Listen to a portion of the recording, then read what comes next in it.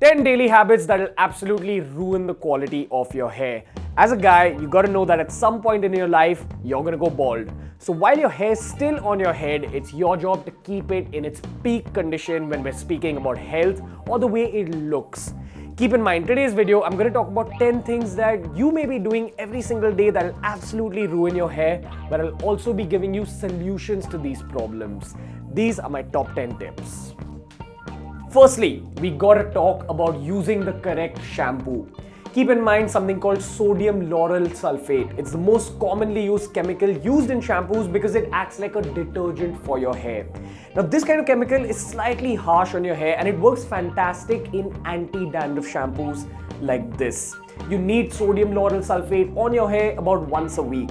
So only use an anti-dandruff shampoo once a week, but for every other time that you're shampooing your hair, you want to go for a slightly milder shampoo. And this is where we've got to talk about sodium laureth sulphate. Not lauryl, but laureth. This is also called sodium lauryl ether sulphate. And the difference between these two milder chemicals and that harsh sodium lauryl sulphate is that these milder chemicals are okay even if you use them more than once a week. So if you want to wash your hair with a mild shampoo, that's the chemical you got to look for inside the shampoo in the ingredients. But the best decision will be using a shampoo that's absolutely sulphate free. Now those kind of shampoos are very expensive. If you can afford it, use those and use those often. But a more budget friendly option is to just use the sodium laureth sulphate often and then use that harsh shampoo once a week. Moving on. Point number 2. I am a fan of hair products, but at the end of the day, it's a chemical that you're putting into your hair. You can use it once in a while, maybe if you're going out for a party, maybe if you're shooting like in this case. But at the end of the day, it's a chemical that's not naturally present in your hair. That's why I use hair product only once in a while, maybe once in 2 weeks, once in a month if you can.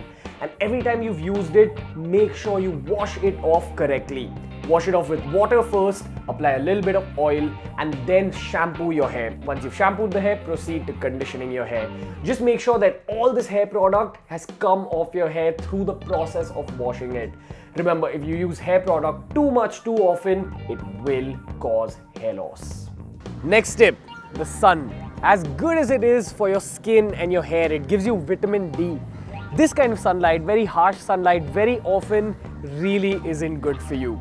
Why? Because the sun is full of good stuff, but it also contains UV rays. And those UV rays fall on your hair, fall on your scalp, and destroy the epithelial cells, which actually help in your hair growth. So ideally, if you really care about the health of your hair, avoid this kind of harsh sunlight for long periods of time. Point number 4, sweat is great, but the downside to it is that it washes off all of your scalp and your hair's natural oils. Second downside is that sweat is a mixture of water as well as your body's natural salts and proteins. The water might dry up, but the salts and proteins kind of crust up on your scalp, on your hair, and that further dries up your scalp and your hair. That's why every time you've had an intense cardio session, every time you sweat a lot, try washing it off with a shampoo. Or even better, schedule your shampooing sessions on the same day as that of your cardio session. And also keep in mind, bonus point, if you're ever swimming, immediately after your swim, wash your hair entirely. Point number 5, we're talking about pollution, something you can't really avoid because most of us live in cities. Now what you can do is that instead of choosing heavy hair products like gels or waxes, something that catches pollution and affects the health of your hair, you can go for slightly lighter hair products. Think serums, or even better, think organic hair creams. Something made using natural ingredients that you can use every single day without worrying about the kind of effect it has on your hair. But even better, those lighter hair products will actually help you protect your hair from all this pollution, all these cars. That's city life.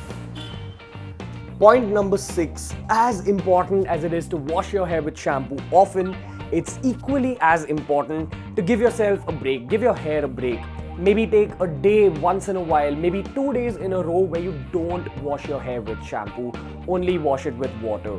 Why, you ask? Because the life of your hair is in the moisture present in your hair and the oil that's secreted by your scalp and your hair. And you want to give your hair and your scalp some time to recover. It needs to produce those oils and it needs to retain all of its moisture for maximum health. That's why ideally, take a break once in a while. You don't need to wash your hair every single day. Tip number 7, we're talking about blow drying your hair. Just the way shampoos rip out all the moisture and oils from your hair and scalp, blow drying does that, but in a much stronger fashion. You can use these once in a while, maybe like once in 2 weeks, once in a month, but don't use it often. It'll absolutely lead to hair damage and hair breakage. Once in a while, not more than that. Point number 8, the absolute worst thing that you can do to your own hair is putting it through any kind of a chemical procedure or any kind of procedure to straighten it inside a parlor. Why? Because whenever you're putting it through a chemical procedure, like even coloring your hair, dyeing your hair, the way it works is that the hair dye ends up destroying the cuticle of your hair, the outer layer of your hair, and that allows the ink, the color to seep inside the hair and then color it into a different kind of color. Similarly, straightening procedures done at the parlor or even done at home work in a similar way. But these, instead of working through chemicals, they work through heat. And that heat once again gets rid of all the natural moisture, it destroys the natural oils of your hair and spoils the quality of your hair in the long term. Maybe 10 years back, dyeing your hair and straightening your hair was a trend, but it's 2018, it's time to love yourself. Don't fall for all these chemical procedures, love your own natural hair color. Point number 9, diet and lifestyle. Wait, what? Diet and lifestyle affects the health of your hair? Of course it does, both your skin and your hair. While we're talking about diet, 3 important factors. Firstly, get your water intake done right. Make sure that most of the time your urine is clear. That means you're hydrated, that means your skin and your hair will stay healthy. Second point, focus on your protein intake. At least a gram of protein per kg of body weight. And the third and most important point is get your antioxidants in. You mainly get antioxidants from veggies and fruits. Ideally, give priority to veggies. For that same amount in weight, your veggies are giving you a lot more nutrition, a lot more antioxidants. And also, very importantly, you have to avoid smoking if you care about the health of your hair.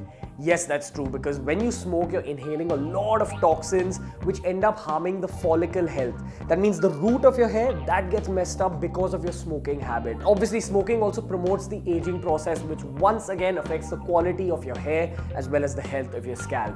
Stay away from it. It doesn't just harm your lungs, it harms your entire body. And the 10th and final point when it comes to maintaining the health of your hair is probably the most important point of them all.